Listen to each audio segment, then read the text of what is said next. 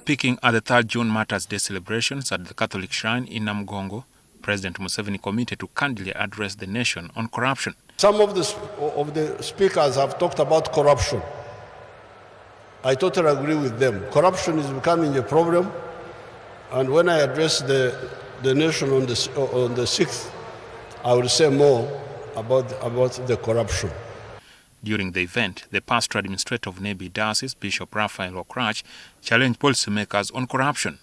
How I wish the same policymakers could also take the same energy to shoot out corruption.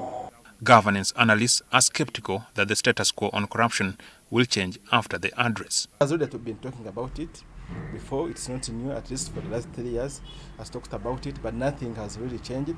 I expect again that in his speech again he will talk about it. I think that corruption in Uganda is largely a rhetoric fight, and we don't see. I don't see any change in light of tomorrow's submission by the president. A 2021 scientific report by the Inspectorate of Government indicated that up to 10 trillion shillings was being lost annually due to the various forms of corruption. Transparency International Global Perception Index on Corruption ranks Uganda among the top countries with endemic corruption. We're not doing very well. We scored 26 out of 100, which shows, of course, 26 out of 100 is a fail. It's below a pass mark. So that shows the extent to which Uganda is suffering with the corruption. The worsening state of corruption persists despite the existence of multiple anti-corruption agencies, some of which are domiciled in State House, like the State House Anti-Corruption Unit, State House Investors Protection Unit, and the State House Health Monitoring Unit. These exist alongside the Inspectorate of Government, Criminal Investigations Directorate of Police, Auditor General, Office of the Director of Public Prosecutions, and the Anti-Corruption Court. They do not have the capacity, even the tenacity itself, to address the challenge. And every time they try to make a move, they try to put in place interventions, they are frustrated again by the political dispensation of the day. They also point to a lack of a political will to deal with corruption.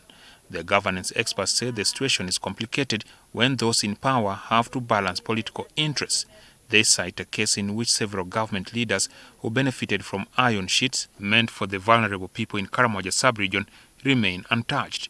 Also listed is the failure to investigate allegations of financial impropriety in Parliament. Yeah, so what I would have thought that with all these accusations, an investigation should have been kicked off. Not the usual commissions and so on. Let it be a thorough investigation which involves the judicial process. I will not be surprised if more sanctions and if other countries continue sanctioning us because of the same. Of course, previously we have been like on the FATF grey list because of weaknesses in how we do work.